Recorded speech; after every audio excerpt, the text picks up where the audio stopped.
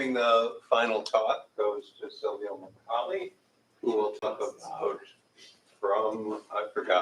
from consensus to back to agreement. Is that what it was? Yeah. Okay, and as you can see, questions will have to be asked through the microphone. So please begin. Silvio, you can start. All right. I'm shocked. A bunch of academics having a conference and not being on time. I mean, unbelievable.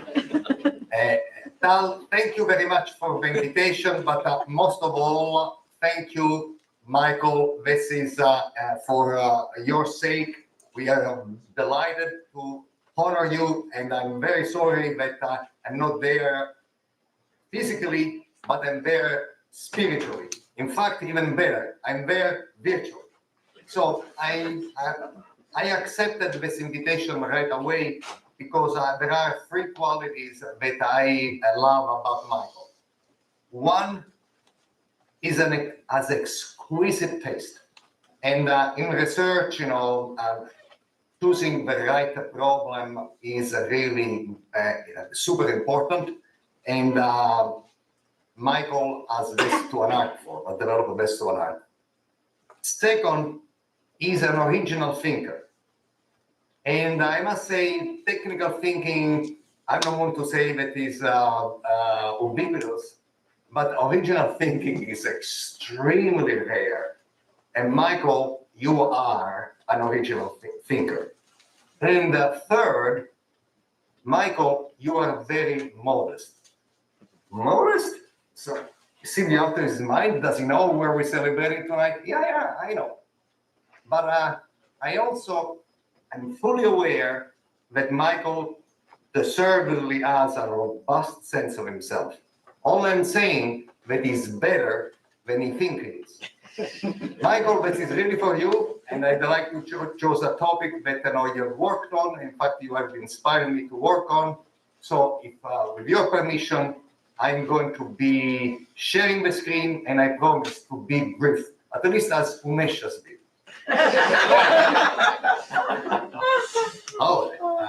Then I have to share the right screen and share.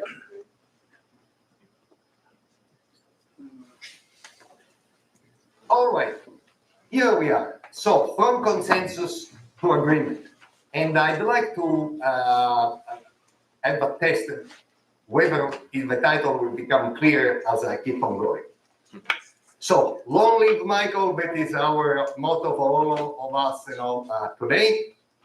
And so, let me tell you a little bit, about Byzantine Agreement is the topic of this discussion, as insightfully defined by Peace, Shostak, and Lamprey.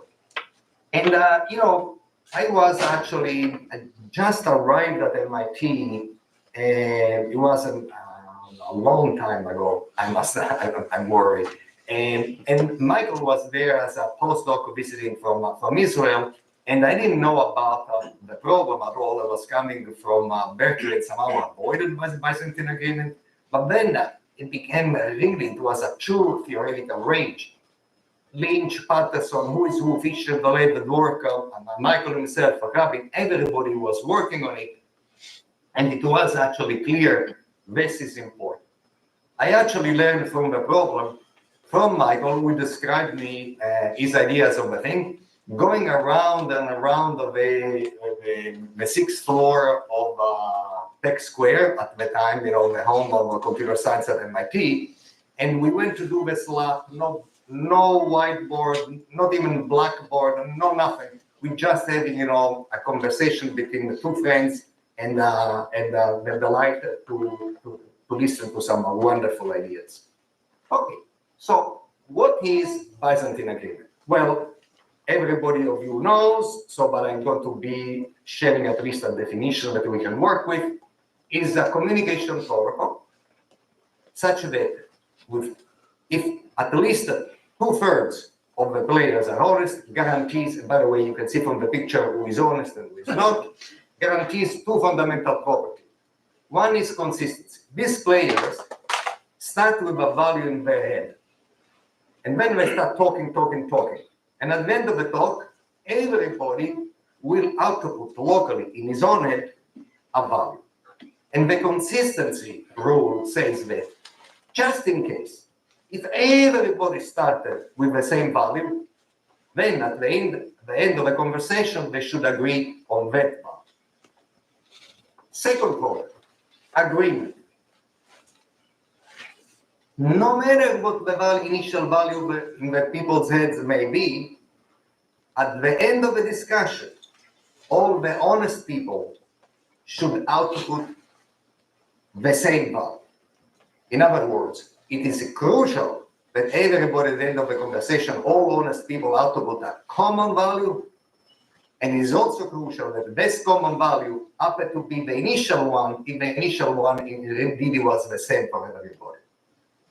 Now, if you have not thought about this long enough, you may not realize how crucial these two properties are. I don't have the time to convince you if you've never seen it, but I'm going to make a claim. It is a crucial ingredient to keep a consistent view of the world.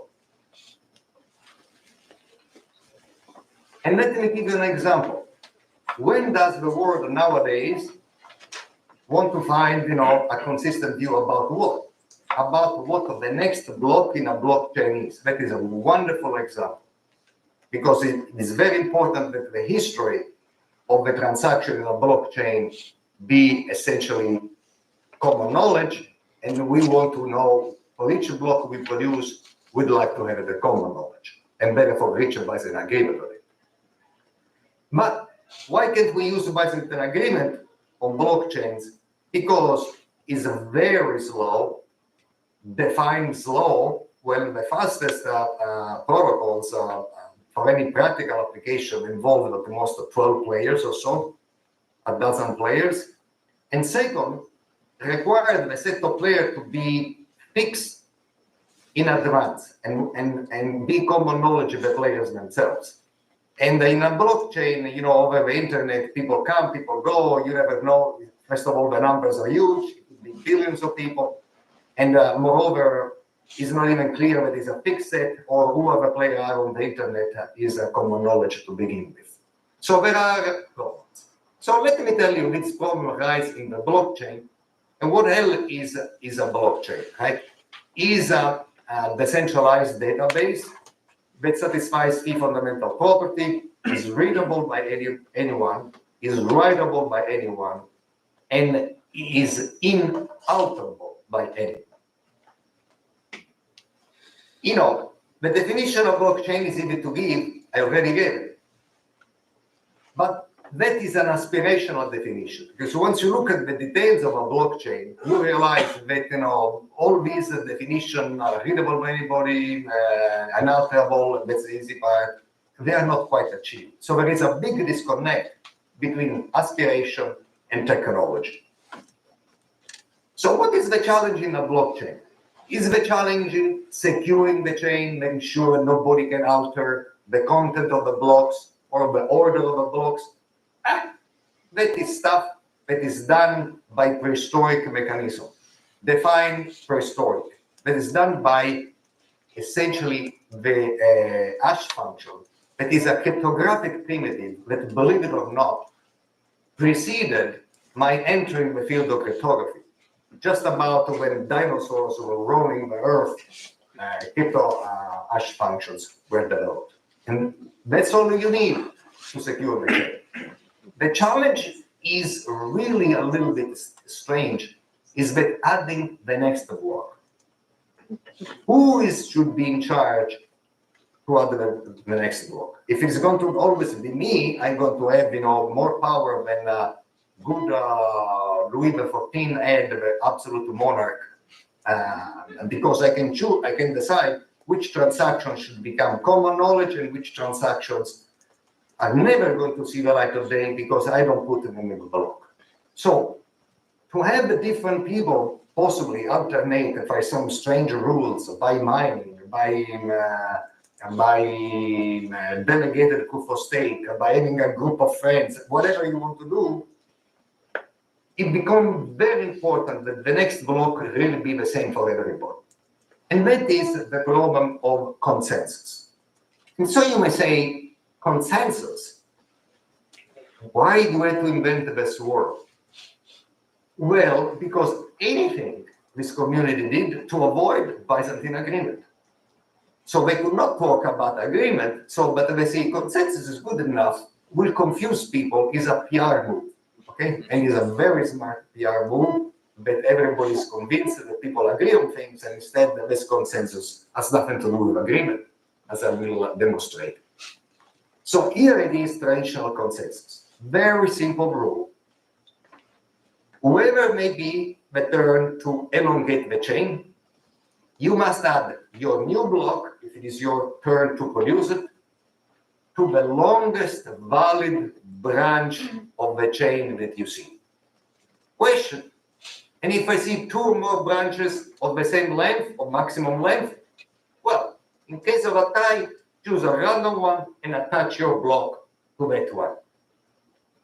All right, let's see how this works. Here are the players, right? Whoever are in charge to add the next block, the blue, the red player, the black player, the purple player, and they could be the miners in Bitcoin, it could be the delegates in delegated proof of stake, etc., etc., etc. So the blue player say, it's my turn. I'm going to attach the next block. 1, 2, 3, attach. Red player's turn.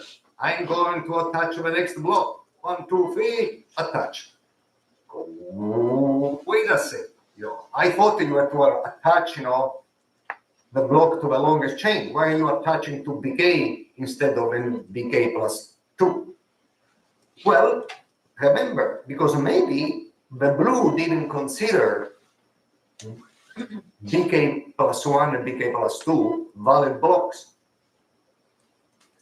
Or because somebody attached them, but this information was to propagate through a network and they didn't see it yet. I couldn't see it. I'm sorry. Don't blame me. Or you know what? I'm bad. Sue me. I'm going to attach my block wherever I want. So 2 bad players in a row somehow do this. Now you have 2 equal length chains. And so now what happens that the black player chooses at random this one. And so what happens when the one chain becomes longer than the other, the shortest branch dies. 1, 2, 3, and goes. And all the transactions go in it, they disappear. And so the history that you were saying, so I'm sorry, this asset belonged to somebody else. I'm very apologize, this payment never occurred, and so on and so forth. What the hell is that? That, ladies and gentlemen, is consensus. Okay. That's what that's what essentially almost all the world uses. So what is the semantics under the hood here? So what is this consensus trying to do? So let's see, assume that this is the chain, and I am attaching a block to BK. What I'm doing is say, remember, the rule says elongate the longest valid branch I see. Therefore, I'm saying I'm voting for the validity of BK and the validity of all the blocks before, if I put the BK plus 1 over there. And if somebody puts another block on top of mine, well, he's voting in particular for BK a second time. And wow, now this BK block has 3 votes. Okay, does this mean that we can consider that this is somehow common knowledge, something has 3 votes? No way. But the truth is that the more votes this guy collects, the lesser the probability of a fork and all this ambiguity of which is the longest chain. So, what is an acceptable probability of a fork? And therefore, and here different people can have different ideas. Particularly if I want to say I have a very good blockchain as a consensus algorithm about forks, who cares about forks? One branch dies, big deal. Ideally, wouldn't it be better to have no forks at all? Of course. And how can we do that? Because by reaching Byzantine agreement on each block will guarantee you no fork. So here is, for instance, a block B1 to PK. I propose a block of BK plus 1 because it's my turn. All of you, the entire world agrees. Okay, then somebody else proposes a block on top, we agree. And because we agree, there is never less splitting and wheeling and dealing and contortions of the traditional consensus. Okay, you can see is this possible? The answer actually is yes. But because I said that it was a very Byzantine agreement, was very small, and this and the other thing, we have to justify this yes. In fact, we have to become so efficient that we can be reached by billions of people and very, very fast. Okay. So when I talk about this stuff, usually I start with 5 core ideas, but then I can only talk about 1. Then I decided, next give a time I give a talk, I show 4 core ideas, and all I talk about the first. Then 3, I talk about the first. This time I decided to show 2, and then for some reason I tricked in doing the first. This time, Michael, in your honor, I'm going to discuss the second idea. The first idea, by the way, the player reduction, you have a billion players, you must find some non-controversial, common knowledge way somehow to get reduced by a million X from 1 billion to 1,000. And because we don't know yet how to reach very fast agreement among 1,000 players, then I must have another technique that has 100x reduction so that I can bring essentially the 10 players that I know how to handle. So what I want to discuss is this: how to reach agreement among 1,000 players. Okay? It's not a billion, but it's a reasonable number. Okay. To give you an idea, I'd be happy to just give you an idea. I need some simplification.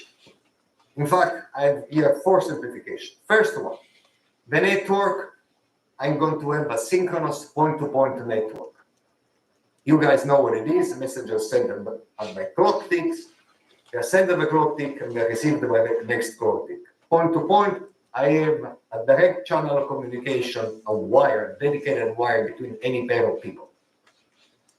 That's big simplification, very theoretical, but Byzantine agreement is hard already in this setting. So I might as well simplify it. Adopt the first simplification. Second, the adversary is static. What does this mean? That in a protocol, a good adversary is dynamic. It can corrupt things depending on how the protocol goes.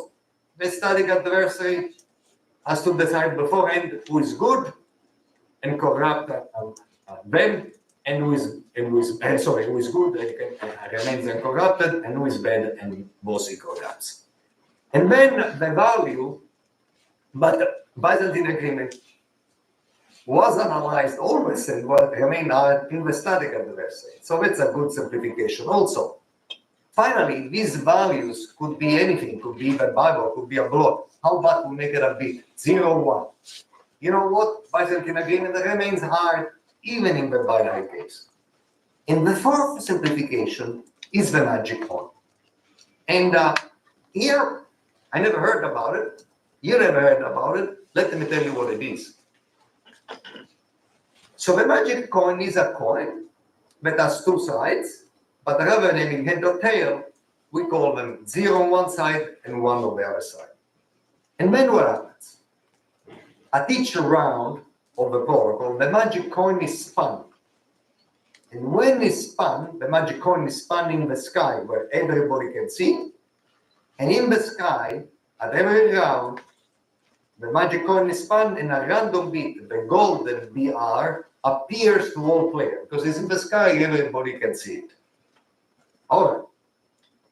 There we go. In this case, everybody's on Earth, the coin is in the sky, he got flipped, everybody see was rotating, flipping, and he ended up at 0. That's a magic coin. How can we use this magic coin to do agreement? Here is the round R of the magic coin protocol. Here is what player I should do. one player of this 1,000 that we are talking about. Okay, remember, we are at the round R, and this player starts with one value, which is in our case a bit, and after R minus 1 rounds, how do you want to call the bit in his head? But if it's bit I, in player I call the BI R minus 1. How creative. Now, player I has this thing. Can it possibly be that we are in agreement right now? What does this mean? That can it be that my bit BI R minus 1 is equal to bit BK R minus 1 for all the good player K? I don't know. Player I doesn't know. Therefore, he does the following. He sends his bit to everybody. Step 1. Well, it's a synchronous network. He receives the bit that, according to the other people, or round R plus 1 by everybody.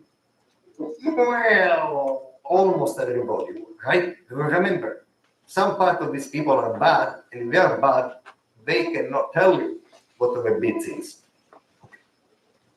Then he looks up in the sky, and because it's around R, the magic coin bit BR, the random bit of golden bit BR shows up, and then does the following. And he concludes from these three pieces of information, whatever he receives and whatever in this coin, he ends up with a bit, updates his bit to BIR as follows.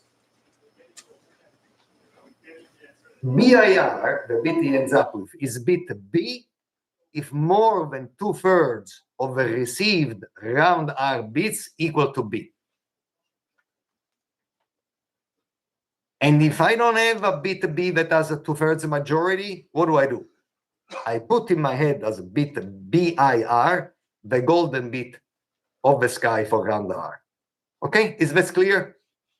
I send my bit, I receive the answer, the coin is spun. If I see among the received bit an overwhelming winner bit B, I choose that. Otherwise, I choose the golden bit for the round. The end. What does this mean?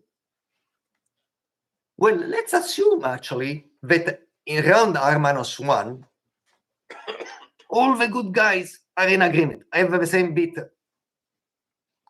BR minus 1. Then what happens? Then, if we are in agreement, all good starts round R with the same bit B. Therefore, remember, the number of goods is 2/3 N. Because people are good, two were told, and they send the bit B that is in their head. Therefore, everybody, including bad guys, by the way, receive the bit B for at least 2/3 N players. And then every good protocol that looks at the recipe that is on the bottom of the slide adopts that bit B, no matter what the golden bit BR might be. What does that mean? That if you start in agreement and you perform this step, you remain in agreement. That's good. Can you imagine you are in agreement and then after the discussion you get confused? No good. Okay, that's a good property. Now, what happens if you are not in agreement? So therefore, there is no good guys, not all good guys have the same bit in their head. Then there are two cases. No good player K receives a bit B with 2/3 majority of one round. That's case 1. Okay, what does this case mean?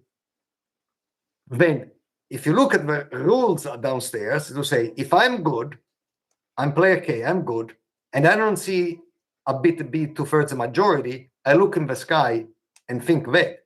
So if no good player K receives a bit 2/3 majority, all good players will look in the sky and adopt the bit BR.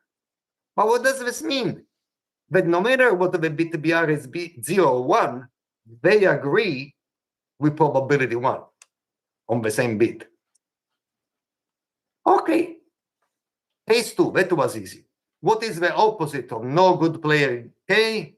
Well, some good player K receives a bit B with 2/3 majority. by the way, according to this rule, that good player K will end up the round with bit B. What the other ones will do? I'm going to make a note. No other good player K prime receives the opposite bit with 2/3 majority. Why? Well, it's a simple math. I put you in charge of it. And what does this mean, this fact? That if the golden bit BR, the magic bit, magic random bit, is equal to B, then all good end up with B. And when this happens? Well, there is some good K who receives a bit B. No good K prime receives the opposite bit. So everybody will look up in the sky unless they see the same bit B with 2/3 majority. And therefore, if whatever is in the sky coincides with my bit B, which happens with probability 1/2, we are in agreement with probability 1/2. So that very simple protocol with these magic coins has some superb property that if you're not working on the problem, you cannot appreciate. If you are in agreement, then you stay in agreement. If you're not in agreement, then you reach agreement with probability 1/2. That's wonderful. But can I object? Yes, you may. How do you solve? So it's easy to say, if you are in agreement, you stay in agreement. If you're not in agreement, you will reach agreement. But I don't know what is in other people's head. I don't even know who is good. So how do I know if it's in agreement? We have to do finesse this problem. And second, and more importantly, perhaps, did it ever occur to you guys that magic coins do not exist? So it's wonderful to have a protocol of a magic coin, but what if there is not a magic coin? What to do? Well, here is now a bunch of history of ideas. So some author has an idea, and that idea produces a Byzantine agreement and a certain expected number of rounds, and tolerates a certain number of bets. And the first author here is actually Michael himself, the guy we are celebrating today. So in his idea, I say, you know what, there is no magic coins. I'm very well aware of that. So what I'm asking each player to do is to flip his own coin locally. His own coin. Everybody can flip a coin. And then in expected constant rounds, he can tolerate this rich agreement, even though square root of n of the people are bad. And why is that? Because when you flip up, these coins with some standard deviation, right? So you're going to have, with constant probability, there is going to be at least, a square root of n super majority. So no matter what the bad guys can do, they cannot alter this bit. In essence, that was the very first idea of using probabilism here for Byzantine agreement. Next, Michael Rabin, another Michael and another Rabin, I want to say, even more, the two Rabins are related. And then you are a trusted dealer. So assume that you have somebody who takes a bit, chooses a polynomial, and somehow makes up the free bit of a polynomial. It's using error correcting code, using Solomon code. And the last and the free term of this polynomial is a random bit, because of being good and trusted, he flips a bit, then he constructs a polynomial, then he computes the shares of this polynomial and gives the end player this polynomial. And then after he does it for 1 bit, 2 bits, 3 bits, 4 bits, the poor old trusted dealer can commit suicide and disappear. Anytime that people want to do, you need a bit for implementing the protocol, what do they do? Say, what bit the trusted, what share of the polynomial did the trusted dealer gave you? Everybody say the good guys give the good shares, the bad guys do whatever they want. But somehow, again, you can see that, this tolerates, n over 3. But it requires a trusted dealer. Feldman-Micali, me being the Micali in the Feldman-Micali, it says, well, we can achieve the same protocol without cryptography. None of these protocols use cryptography here. Again, in constant expected rounds, but this time tolerating by only protocol means with no external party within the protocol, within the same party in N over 3. The problem with this protocol is that the number of rounds is horrendous. I think it's close to 100, but what is 100 rounds of communication among friends? And on top of it, the paper that all of a sudden I picked up because I wanted to see it's possible to use Byzantine agreement for blockchain. I remember in my first PhD, to Feldman, great, brilliant guy, in 1985, we wrote a paper. I picked that paper. He had 75 pages. I put myself in bed. On page 34, I fall asleep. And the first 35 pages were devoted to figure out the model and the nomenclature. No good. So today I want to share you this second core idea that by using crypto. Crypto, I mean cryptocurrency. No, this is our crypto, okay? Cryptography, okay? I'm going to use cryptography. But cryptography was used, by the way, in Byzantine agreement, but not for speeding it up. It was used for tolerating more people than N over 3, maybe N over 2, something like that. Right? And so that is the idea that I want to share. Okay, so what is the idea? The idea is to use less magic coins. Why? Because magic coins really is an abstraction. So what is a less magic coin? Well, at each round R, the less magic coin is in the sky still, is spun, and with probability at least 2/3, the same random bit is received by all participants to the protocol. And here is an example. The coin is probability 2/3 is spun, and everybody sees it happens to be 0, this random bit, and everybody sees the same bit. And with complementary probability less than 1/3, either you look up in the sky and there is no coin, or there is a coin but is not random, or there is a coin but is seen only by part of the people, or some people see in the sky something and some see a different bit, or anything else can happen with probability 1/3. Okay? All right. Here is a bad case example. The coin is spun. The left good guy thinks it's 0. The right guy thinks it's 1. The middle good guy doesn't see anything in the sky at all. Okay. That's a much more domesticated notion of a magic coin. I make a claim. With less magic coin, if you take the golden BR and you replace it by magic coin, I guess you will agree with me, the following claim, that people are already in agreement, they stay in agreement. And if they are not in agreement, then they reach agreement with probability 1/3. So it used to be probability 1/2, and now becomes only 1/3. Hey, that's a claim, and I would like to stay on time, so I'm not going to justify it. You redo mentally whatever I already said. Heck. So here is I want to show you a very interesting theorem that these almost magic coins are actually cryptographically spelled in Italian way. I'm becoming an Italian American, I apologize. Implementable. It's not Italian, not American, but you understand what I mean. Are implementable by using cryptography. Here is the proof idea.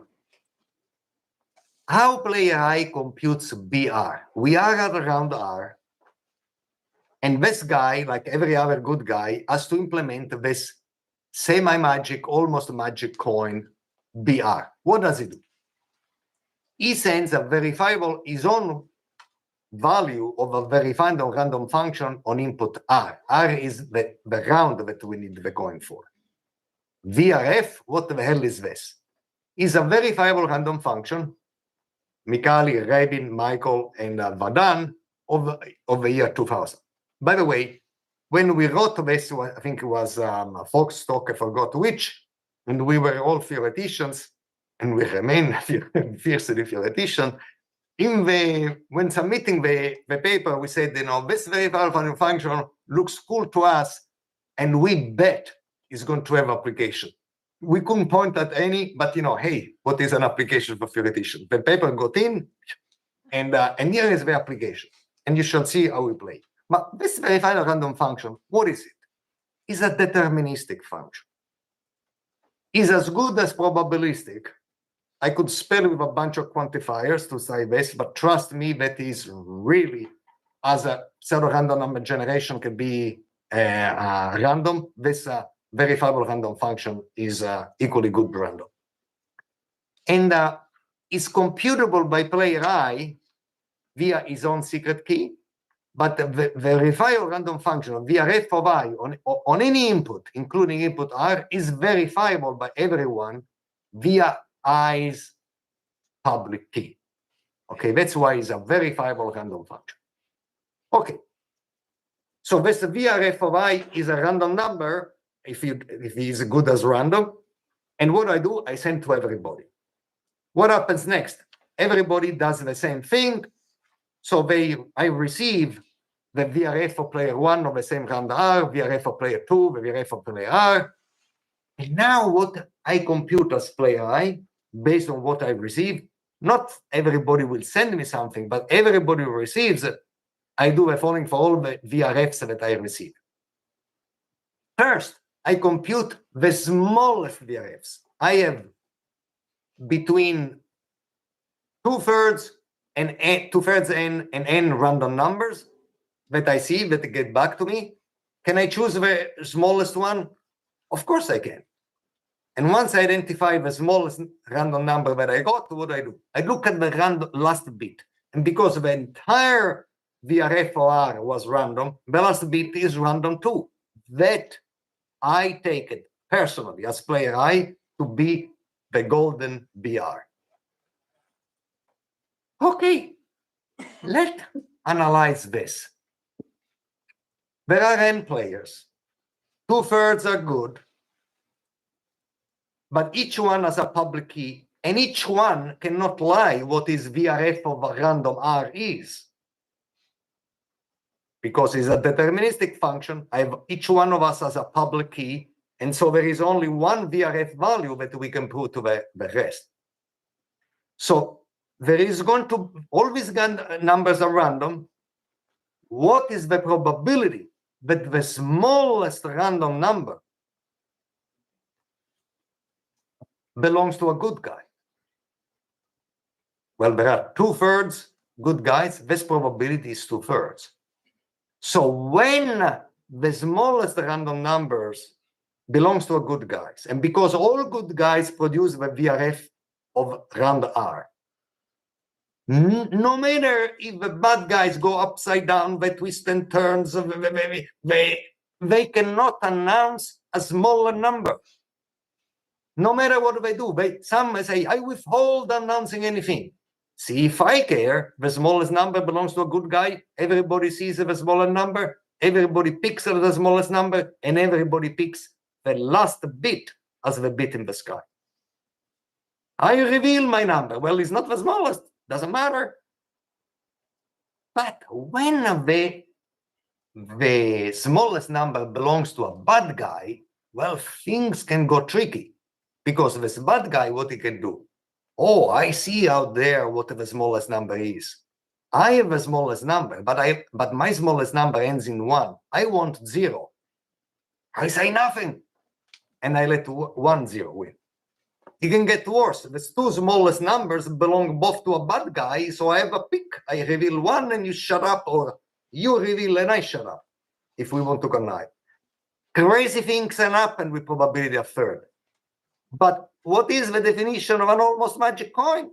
Between probability 2/3 good things happen, and there is a common bit, and is random too, and this is good enough to reach a Byzantine agreement. QED. Isn't this easy? In fact, it's too easy, okay? There are complications, but I'm going to hide from you. Where are the complications? Because when you say that a random number is good enough, you have to put as a bunch of quantifiers, particularly if you are cryptographers. Right? The mathematician used 1, 2, occasionally 3 quantifiers. cryptographers for all the rings for almost S for all, etc. etc. So because essentially is the following, because I know the rounds that we want to do is random 1 or 2 or 3 or 100, right? So what I can do, I can select a public key of the VRF. So let's say on the random 100 produces a very little value. Maybe I try it a bunch of times. So I must do a little bit more tricky to figure out around R. I don't want to put the VRF on input R, but on something else, which has to be selected with care. But should we care about these details? No, because that is a simple idea that works and the rest are details. And I want to close because I have 5 minutes and I want to differentiate myself from my colleagues. What I'm going to do, I'm going to put a close, but I want to tell you one thing. This is the idea of Algorand, the blockchain company that produces the Algorand protocol. And actually, this blockchain, I mean, I like it, a few other people like it, not everybody likes it, but that is actually based on Byzantine agreement. It does reach Byzantine agreement on every block proposed, therefore it never forks. And by the way, the process of finding this Byzantine agreement is so fast that we can reach agreement in 3 seconds these days. It used to start 4.5, we brought it down to 3 seconds, and we are going to go farther down too. And by the way, it never stopped producing blocks. So, which is also another thing. So Byzantine agreement was a wonderful idea. And the only reason that I thought about using it here is that I'm proud to say I'm a dinosaur. Because I met Michael on the 6th floor of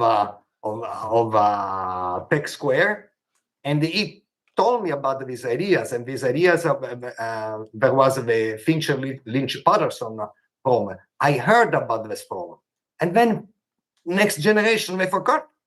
They were not young or scientists at the time when these ideas were discussed.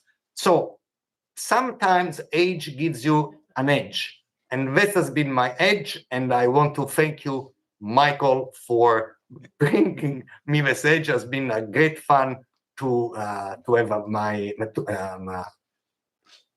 found an Algorand based on Byzantine agreement and giving a strong theoretical basis to blockchain. So, Michael, thank you very much for all you've done. And really big gag, virtual or not. That's I'm with you in spirit and virtually too. Thank you, Silvio. All right, now you guys are having all fun. So, how were the talks, if I may ask? How were the talks? Yes. They were all excellent. It was a wonderful day, but we do miss you. I know. And by the way, Michael, did you like it, the event? I hope you liked it. How was it for you? It was great, really great. Thanks. And Bella is with you too? Nobody's here. I'm here. Oh, very good. Okay. Bye, Silvio. Good to see you. Well, guys, a big hug. I wish I miss you too, by the way. I'm very sorry I could not come, but have fun. Go Theory and go Michael. Ciao. Bye-bye. Bye, Tal. Bye, Shafi. You must be there too.